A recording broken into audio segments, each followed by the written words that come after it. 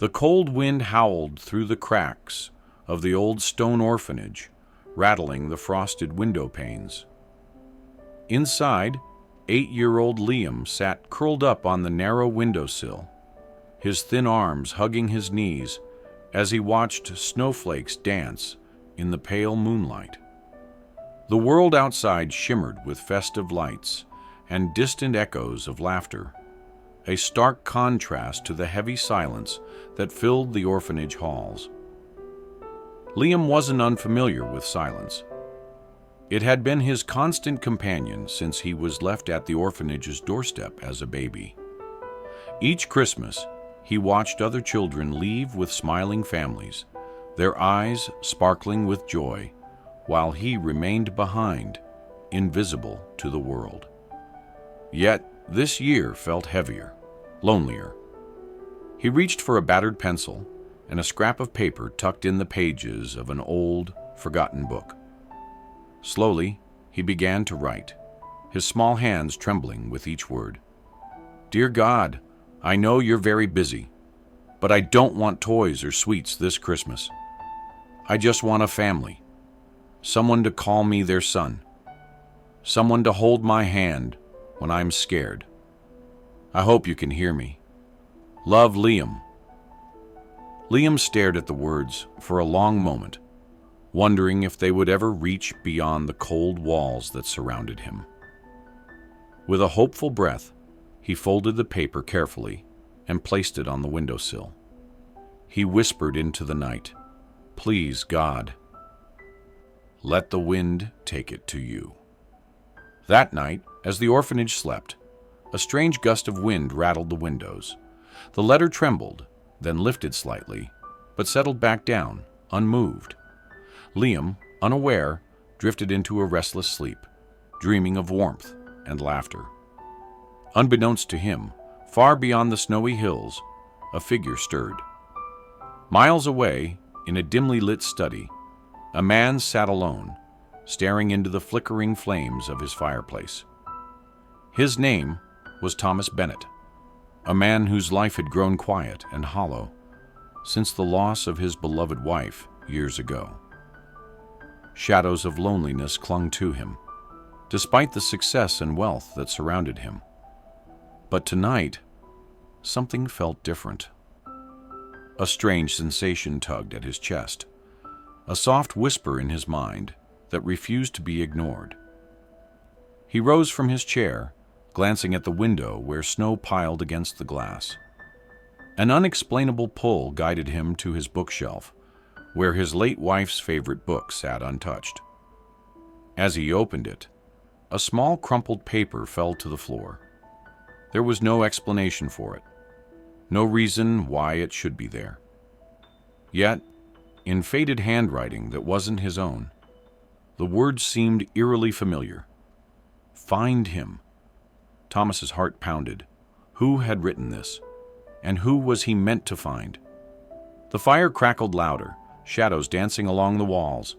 He didn't believe in signs, at least not until tonight. And so, the first steps were taken, paths unknowingly intertwined by a silent prayer and a message from beyond. Something had been set in motion, and neither Liam nor Thomas knew that the winds of fate had already begun to turn. Morning dawned, casting a pale light over the orphanage. Liam awoke to the sound of distant laughter from the other children. He sighed, pulling the thin blanket tighter around himself. His letter still rested on the windowsill, unmoved. Disappointment pricked at his heart. Meanwhile, miles away, Thomas Bennett stood at a frosted window, sipping his black coffee, staring into the endless snow. The words, "Find him," echoed in his mind. He couldn't shake the feeling that this was more than coincidence.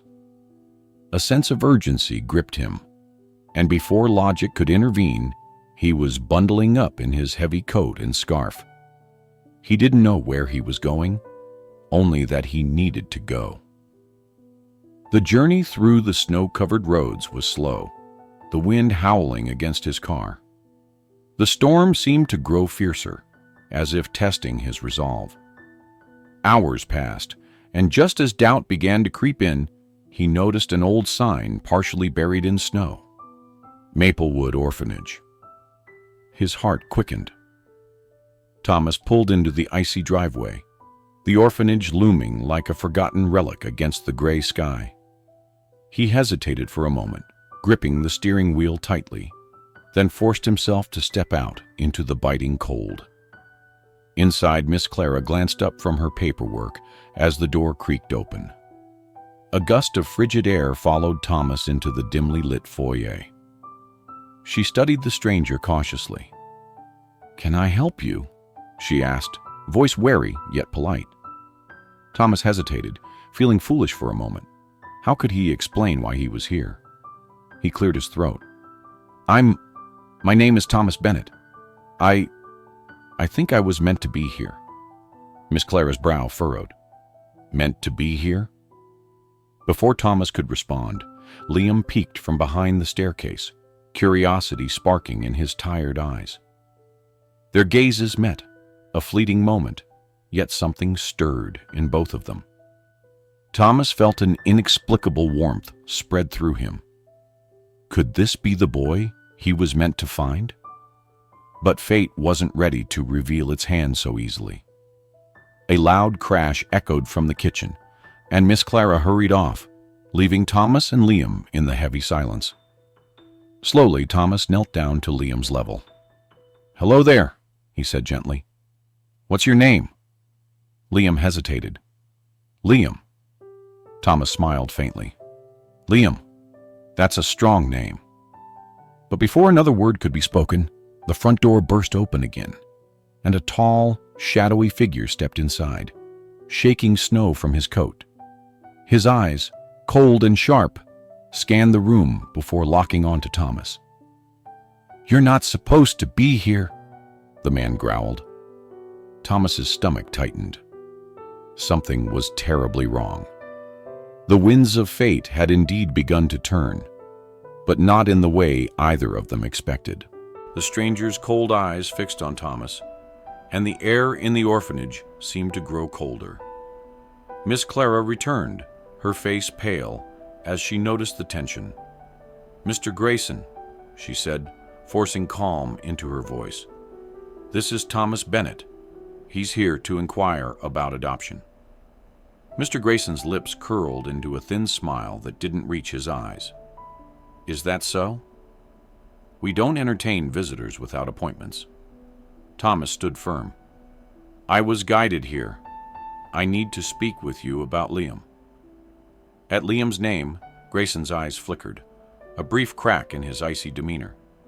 "Liam is not up for adoption. Now, if you'll excuse us."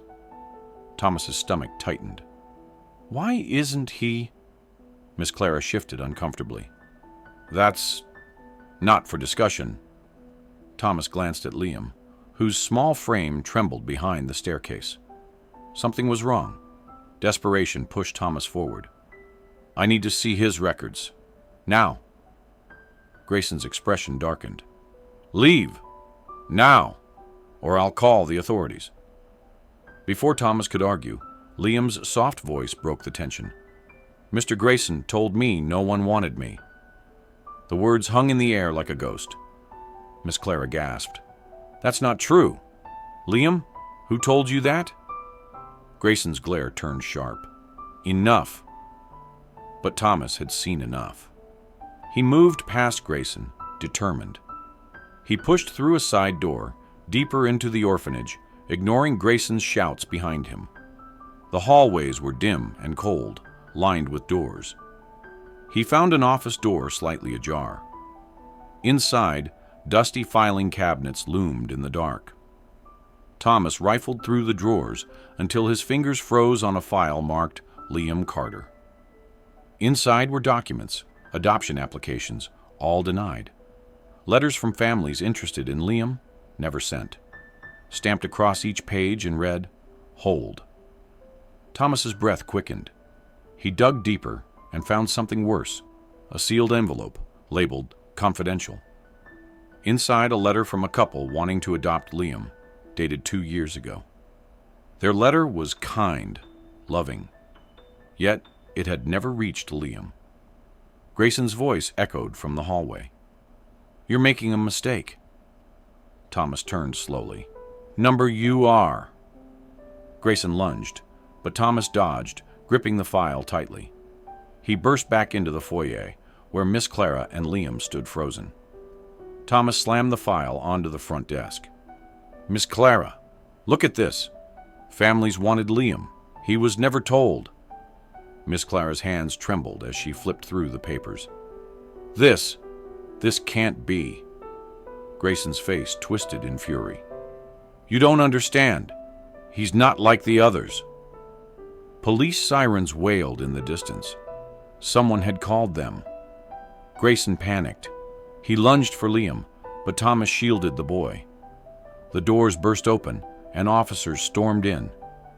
Detective Harper led the way, gun drawn. "Step back! Hands where I can see them." Grayson froze. Harper quickly assessed the scene. Thomas thrust the file toward her. "He's been blocking Liam's adoption. Families tried, but he kept Liam here." Harper's eyes narrowed. "Cuff him, now!" Officers swarmed Grayson, forcing him to the ground. His protests were drowned by the chaos. Thomas knelt beside Liam, placing a hand on his shoulder. "It's over. You're safe now." Liam's eyes brimmed with tears. "But what happens now?" Thomas smiled softly. "If you'd let me, I'd like to be your family." Liam's lip quivered before he threw his arms around Thomas. Outside, the snow began to fall gently, soft, peaceful, and full of promise. The shadows had lifted, and somewhere, beyond the clouds, a silent prayer had been answered. Months had passed since that fateful winter's night. The snow had long melted, giving way to the soft bloom of spring. Birds chirped in the budding trees, and the orphanage, once cloaked in cold silence, felt lighter, as if the darkness that once lingered had finally lifted. Thomas stood in the doorway of a cozy sunlit house, watching Liam race through the backyard, laughter echoing in the crisp morning air. It was a sound Thomas hadn't realized he missed until now. Pure, unrestrained joy. Liam's cheeks were rosy as he ran with a new puppy, a gift from Thomas, chasing bubbles that glistened in the light. Thomas felt a quiet warmth settle in his chest. For the first time in years, the hollow ache of loss had been replaced by something else: hope, family, and love. His late wife's portrait hung quietly in the hallway behind him. He smiled softly at it. "Thank you," he whispered, knowing somehow that she had guided him here. Liam bounded up the steps, breathless. "Thomas, look, Max can catch bubbles." The puppy barked, tail wagging furiously. Thomas chuckled. "Seems like Max has found his talent. But you know, I was thinking, maybe it's time you stopped calling me Thomas." Liam's smile faltered for a moment, then slowly returned, brighter and braver. "Dad?" Thomas's eyes glistened. "Yeah, Dad." Liam lunged forward, wrapping his arms tightly around him. "I prayed for you. I prayed, and you came." Thomas knelt to his level, holding him close. "And I think I was praying for you too, even if I didn't know it." The wind rustled the trees gently, carrying with it the soft scent of blooming flowers. It was as if the world itself was breathing easier. Far beyond their little home, the old orphanage stood quieter now, under new leadership. Miss Clara had taken over, ensuring no child would ever feel unwanted again. The dark shadows that once haunted its halls were gone, replaced by warmth and light. And somewhere beyond the sky, perhaps in a place where prayers and whispers meet, a silent voice had been heard and answered. If this story touched your heart, don't forget to like, share, and subscribe to Stories of Brilliance for more heartfelt and inspiring tales. Your support helps us bring more stories to life. Until next time, stay brilliant.